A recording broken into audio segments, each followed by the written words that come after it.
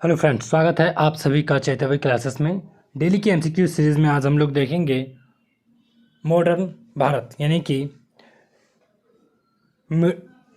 Modern history, मध्यकालीन भारत के कुछ प्रमुख प्रश्न, जिसमें कि चैप्टर हम लोग पंजाब एवं मैसूर से रिलेटेड कुछ जो प्रश्न है उसे सॉल्व करने की कोशिश करेंगे। चलिए आज का क्लास स्टार्ट करते हैं। पहला नंबर क्वेश्चन देखते हैं कि क्या है। पहला नंबर क्वेश्चन है, रंजीत सिंह के राज में सम्मिलित था। इनमें से कौन है जो रंजीत सिंह के राज में सम्मिलित था? दिल्ली, काबुल, मकरान, श्रीनगर। इसमें जो रंजीत सिंह के राज में शामिल था श्रीनगर, रंजीत सिंह के राज में शामिल था। रंजीत सिंह का जन्म आपको लगभग 13 नवंबर 1780 को कब हुआ था? 13 नवंबर 1780 को याद रखिएगा। 13 नवंबर 1780 को इनका जो जन्म होता है सुकरचकिया मिसल के मुखिया मान सिंह के घर हुआ था। रंजीत सिंह का जन्म कहाँ हुआ था? सुकरचकिया मिसल के जो मुखिया थे मान सिंह, उनके घर में हुआ था। अंग्रेजों और रंजीत सिंह के बीच, अंग्रेज के में थे जो मैटकॉफ थे शायद, उनके और रंजीत सिंह के बीच 25 अप्रैल 1809 को अमृतसर की संधि हुई थी। चलिए आगे देखते हैं। दूसरा नंबर क्वेश्चन, रंजीत सिंह किस मिसल से संबंधित थे? अभी जस्ट हम लोग बात कर रहे हैं रंजीत सिंह किस मिसल से संबंधित थे। रंजीत सिंह सुकरचकिया मिसल से संबंधित थे। इनके पिता का नाम क्या था? मान सिंह। महाराजा रंजीत सिंह की राजधानी थी, महाराजा रंजीत सिंह की राजधानी क्या थी? अमृतसर, पटियाला, लाहौर, कपूरथला। महाराजा रंजीत सिंह की जो राजधानी थी वो लाहौर थी। कहाँ थी? लाहौर। इसके बारे में थोड़ी सी कहानी जान लेते हैं कि जब 1798 में एक अफगानिस्तानी शासक थे जिन्होंने पंजाब पर आक्रमण किया था, उसका नाम क्या था? जमान शाह। क्या नाम था? जमान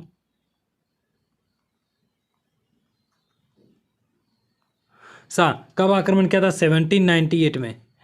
जब ये आक्रमण करके वापस लौट रहे थे तो इनका जो तोप है, कई सारे तोप चिनाब नदी में गिर गया था। किसमें गिर गया था? कौन सा नदी में? याद रखिएगा, चिनाब नदी में गिर गया था। और रंजीत सिंह ने इनके तोपों को नदियों से खोज करके उन्हें वापस सौंप दिया, जिसके कारण देखते हैं कि 1799 में रंजीत सिंह को तत्कालिक लाहौर का अधिकार दे दिया गया। जमान शाह रंजीत सिंह को लाहौर का अधिकार दे देते हैं। चलिए खुश होकर के दे देते हैं। देखते हैं 4 नंबर क्वेश्चन क्या कहता है। 4 नंबर, रंजीत सिंह ने सुप्रसिद्ध हीरा प्राप्त किया था।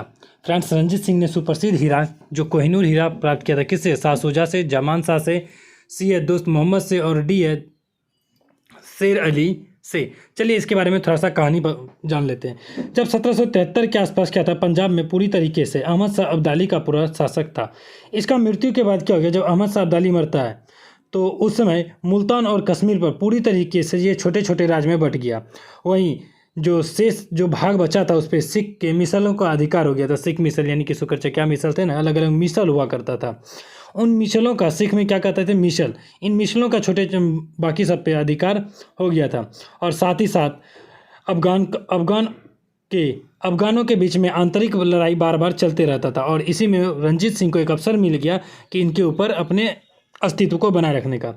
जब 1800 के आसपास अहमद शाह अब्दाली का पुत्र जो एक है शाह शुजा काबुल की गद्दी पर बैठ जाता है। अहमद शाह अब्दाली का जो एक बेटा है शाह शुजा काबुल की गद्दी पर बैठ जाता है, लेकिन इसका जो बड़ा भाई आपको नजर आता है इसका नाम है शाह मुहम्मद। इस शक्तिशाली का प्रभाव करके शाह शुजा को अपने पद से हटा देता है, जिसके बाद देखते हैं 1809 में इसको विस्थापित कर दिया जाता है। फिर शाह शुजा रंजीत सिंह से काबुल पर अधिकार करने के लिए सहायता मांगने के लिए जाते हैं।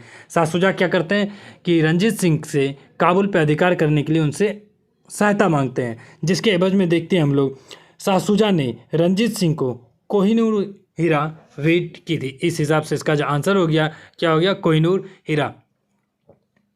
चलिए 5 नंबर क्वेश्चन देखते हैं। निम्नलिखित में से किसने कहा था कि ईश्वर की इच्छा थी कि मैं सब धर्मों को एक ही निगाह से देखूं, इसलिए उसने दूसरी आंख की रोशनी ले ली। एक आंख क्या हो गया था? रंजीत सिंह का एक आंख महाराजा रंजीत सिंह, महाराजा शेर सिंह, महाराजा दिलीप सिंह उपयुक्त में से कोई नहीं। इसका जो आंसर होगा महाराजा रंजीत सिंह होगा। रंजीत सिंह के कई सारे उल्लेख के बारे में जानते हैं। लगभग 12 वर्ष की उम्र में जब ये थे तो इनके पिताजी का देहांत हो गया था, और इस बीच में जो शासन का कार्यभार संभाला इनकी माता, सास और दीवान ने मिल करके पूरे शासन को चला, सिख मिशन को संभाला। वहीं रंजीत सिंह पूरी तरीके से 1797 में अपने कार्यभार को संभाल लिया। इसके बाद देखते हैं कि रंजीत सिंह ने कई सारे क्षेत्रों को जीत करके अपने मिला, जैसे कि लाहौर 1799 में लाहौर का अधिकार इन्हें मिल गया। 1805 में अमृतसर का अधिकार मिल जाता है। और फिर उसके साथ साथ ही 1808 में मालेर, फरीदकोट, कोटला और अम्बाला पे का अधिकार रंजीत सिंह को मिल जाता है। चलिए 6 नंबर क्वेश्चन देखते हैं कि महाराजा रंजीत सिंह के उत्तराधिकारी थे। महाराजा रंजीत सिंह का उत्तराधिकारी कौन था? सिंह नवल, खड़क सिंह, शेर सिंह और नहनी सिंह। महाराजा रंजीत सिंह का उत्तराधिकारी कौन था? खड़क सिंह था। चलिए 7 नंबर क्वेश्चन देखते हैं। सिख राज्य का अंतिम राजा कौन था? सिख राज्यों का अंतिम राजा कौन था?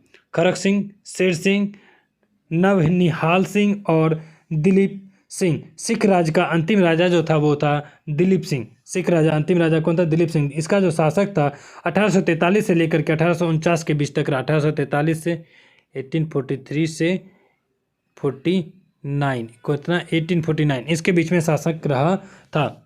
चलिए 8 नंबर क्वेश्चन देखते हैं कि पंजाब के पूर्व महाराजा दिलीप सिंह के विषय में निम्नलिखित में से कौन सा कथन सत्य है? पंजाब के पूर्व महाराजा दिलीप सिंह के विषय में कौन सा कथन सही है? 23 इसका ए नंबर 23 अक्टूबर 1893 को उनका निधन पेरिस में हुआ। बी नासिक में उनकी अंत्येष्टि हुई। सी उन्होंने कभी भी सिख धर्म नहीं छोड़ा था। और डी वह कभी भी रूस नहीं गए थे। इनमें से क्या कौन सा कथन सत्य है? सत्य पूछा गया है, सत्य पूछा गया। इसका जो ए नंबर आंसर है बिल्कुल सही है, बाकी सब कथन जो है गलत है, क्योंकि 1893 में फ्रांस में इसकी मृत्यु हो गई थी। इनकी मृत्यु कहाँ हो गई थी? 23 अक्टूबर 1893 को कहाँ हुई थी? फ्रांस में।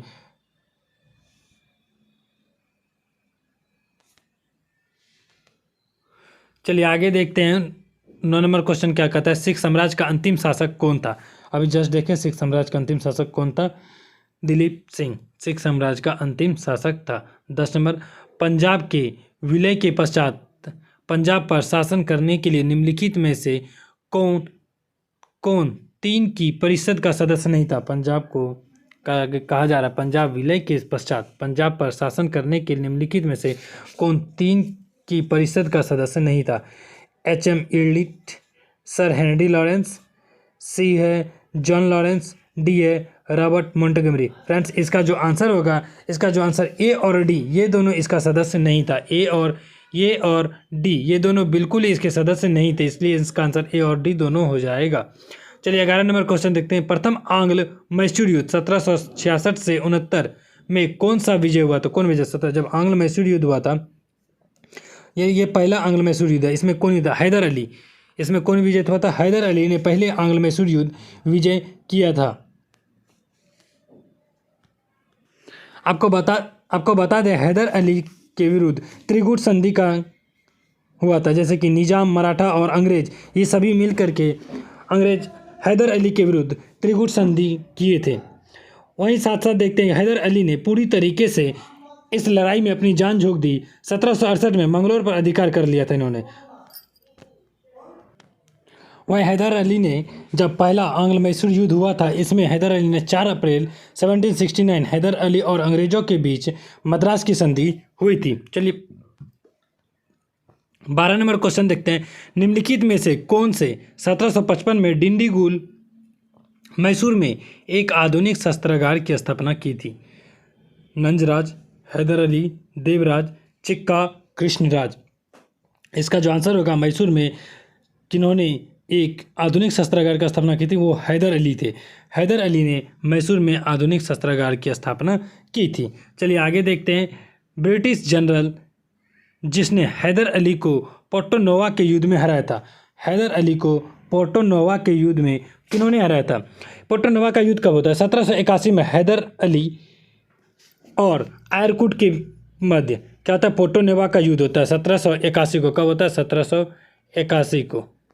किसके मध्य? हैदर अली और आयरकुट के मध्य होता है ये 1 जुलाई 1781, जिसमें कि हैदर अली परास्त हो जाते हैं। हैदर अली को पोर्टो नोवा के युद्ध में हराया। कौन हराया था?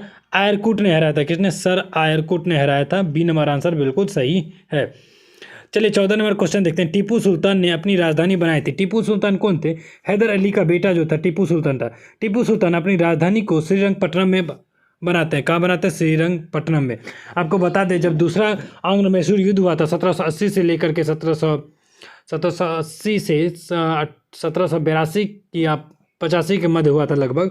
इसमें आप देखते हैं कि जिसमें कि टीपू हैदर अली हार जाते हैं और हैदर अली की मृत्यु हो जाती है। तत्पश्चात उसके बाद इसके युद्ध का जो बागडोर टीपू सुल्तान उठा लेते हैं।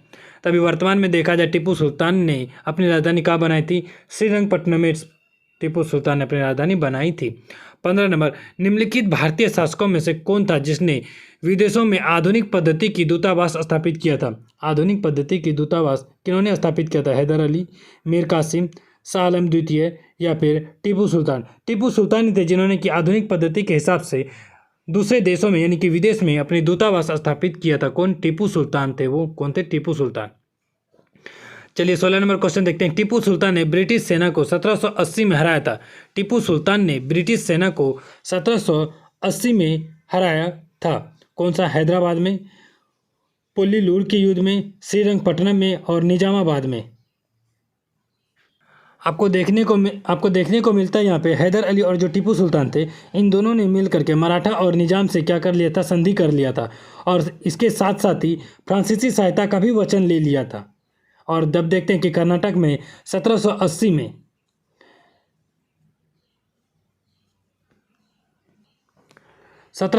में पूरी तरीके से कर्नाटक पर आक्रमण करके आरकाट, कर्नाटक पे का जो एक क्षेत्र है अर्काट, उस पर अधिकार कर लिया था। और टीपू सुल्तान ने हेक्टर मुनरो से पोल्लीलूर नामक स्थान पर संधि की थी। कौन सा नामक? पोल्लीलूर नामक स्थान पे। कहाँ पे? पोल्लीलूर नामक स्थान पे। 17 नंबर क्वेश्चन देखते हैं कि अंग्रेजों ने श्रीरंगपट्टनम की संधि किसके साथ की थी? श्रीरंगपट्टनम की संधि अंग्रेजों ने किसके साथ की थी? हैदर अली, डुप्ले, टीपू सुल्तान, नंदराज। अंग्रेजों ने श्रीरंगपट्टनम की संधि टीपू सुल्तान के साथ की थी। किसके साथ की थी? टीपू सुल्तान के साथ की थी। आपको बता दें कि टीपू सुल्तान 1790 से लेकर के जब 1792 के बीच में तृतीय आंग्ल मैसूर युद्ध होता है, इसी समय टीपू सुल्तान कर्नवालिस, अंग्रेज की ओर से जो कर्नवालिस लड़ रहे थे, कर्नवालिस ने टीपू सुल्तान पर जीत हासिल की और इन दोनों के बीच में श्रीरंगपट्टनम की संधि होती है। श्रीरंगपट्टनम की संधि में क्या क्या होता है कि लगभग टीपू सुल्तान अपने राज्य का आधा भाग अंग्रेजों को देगा और साथ ही साथ हर्जाने के तौर पर 3 करोड़ रुपये भी अंग्रेजी सेना को देंगे। जब तक 3 करोड़ रुपये ना दे दें तब तक के लिए टीपू सुल्तान के 2 बेटे को उन्होंने गिरवी के तौर पर रखा। जैसे कि 2 बेटे को क्या रखा? जब तक आप 3 करोड़ रुपये नहीं दीजिएगा तब तक हम आपके 2 बेटे को अपने पास रखेंगे। इसी संधि के बाद हम देखते हैं कि कर्नवालिस ने एक बात कही थी, हमने अपने शत्रु को प्रभावशाली ढंग से पंगु बना दिया तथा साथियों को भी शक्तिशाली नहीं बना दिया। मतलब कि अगल बगल भारतीय राज से भी ये सहायता ले लिया और उस टीपू सुल्तान को हरा भी दिया, जीत भी गया। जीतने के बाद जबकि ऐसा होना चाहिए कि अपने साथियों को भी कुछ हिस्सा देना चाहिए, वो ऐसा ना करके पूरी तरीके से उन्हें शक्तिशाली नहीं बनने दिया, यानी कि पावर उनके हाथ में नहीं जाने दिया। अंग्रेजों की यही मंशा थी, फूट डालो और राज करो। चलिए 18 नंबर क्वेश्चन देखते हैं। टीपू सुल्तान अंग्रेजों के साथ युद्ध में कब मारा गया? टीपू सुल्तान अंग्रेजों के साथ जब चतुर्थ आंग्ल मैसूर युद्ध होता है 1799 में, उसी समय टीपू सुल्तान युद्ध लड़ते लड़ते मारा गया था। 1799 में मारा गया। चलिए 19 नंबर क्वेश्चन देख लेते हैं। निम्नलिखित में से कौन एक सुमेलित है? कहा जा रहा है प्रथम आंग्ल मैसूर युद्ध हैदर अली पराजित हुआ था। प्रथम आंग्ल मैसूर युद्ध में हैदर अली पराजित हुआ था, ये तो बिल्कुल गलत है। प्रथम आंग्ल मैसूर युद्ध 1767 से 1769, 67 से कब होता है? 1767, 1767 से 69, जिसमें कि हम लोग देखते हैं कि मद्रास की संधि होता है और इसमें हैदर अली पूरी तरीके से विजित होते हैं, इसलिए पहला ऑप्शन गलत है। चलिए दूसरा देखते हैं। द्वितीय आंग्ल मैसूर युद्ध हैदर अली ने अंग्रेजों को पराजित किया। द्वितीय आंग्ल मैसूर युद्ध कब होता है? 1780 से 84। कब? 1780 से 84 के बीच में ये होता है, जिसमें देखते हैं कि हैदर अली 1782 में मारा जाता है और तत्पश्चात इनके बेटे जो टीपू सुल्तान इस युद्ध में शामिल होते हैं और 1784 में ये युद्ध समाप्त होता है और साथ साथ मंगलोर की संधि होती है, जिसमें कि आंग्ल मैसूर युद्ध में हैदर अली अंग्रेजों को पराजित करता है, जो कि भी बिल्कुल गलत है क्योंकि उसमें कौन जीतते हैं? अंग्रेज जीतते हैं। चलिए दूसरा देखते हैं, अगला देखते हैं। तृतीय आंग्ल मैसूर युद्ध, जो तीसरा आंग्ल मैसूर युद्ध होता है, इसमें टीपू सुल्तान युद्ध जीतता है और अपना भूभाग अंग्रेजों को नहीं दिया, ये गलत बात है। तृतीय आंग्ल मैसूर युद्ध 1790 से 1792 के बीच में कब होता है? 1790 से 1792 के बीच। ये सब आप नोट करते रहिएगा क्योंकि ये ईस्वी आपके लिए काफ़ी ज़्यादा इंपॉर्टेंट है, तो इसीलिए आप इसे भी नोट करिए। 1790 के बीच में जब युद्ध होता है जिसमें कि टीपू सुल्तान पूरी तरीके से हार जाते हैं और श्रीरंगपट्टनम की संधि करनी पड़ती है, और इस संधि के तहत टीपू सुल्तान को अपने राज्य का आधा भाग अंग्रेजों को देना पड़ता है, और युद्ध में हार जाने के तौर पर 3 करोड़ रुपये अंग्रेजों को देने की बात कही गई, जिसके एवज में उस समय अगर नहीं दिया गया पैसा तो उनके 2 बेटे को गिरवी के तौर पर रख लिया गया। चलिए 20 नंबर क्वेश्चन डी देखते हैं। चतुर्थ आंग्ल मैसूर युद्ध टीपू सुल्तान पराजित किया गया और युद्ध में दिवंगत हुए, ये बिल्कुल सही है। 1799 में क्या होगा? तृतीय आंग्ल मैसूर युद्ध हुआ था। कौन सा मैसूर युद्ध हुआ था? तृतीय आंग्ल मैसूर युद्ध हुआ था 1799 में। तृतीय आंग्ल मैसूर युद्ध हुआ जिसमें टीपू सुल्तान हार गया। डी नंबर सिर्फ इसमें जो सही है, डी नंबर सही है। चलिए 20 नंबर क्वेश्चन देखिए। बेगम समरू ने एक अति प्रसिद्ध चर्च का निर्माण करवाया। बेगम समरू ने एक अति प्रसिद्ध चर्च का निर्माण करवाया। वो चर्च कहाँ थे? माउंट आबू में, कानपुर में, सरधना में और नैनीताल में। ये कहाँ पे स्थित था?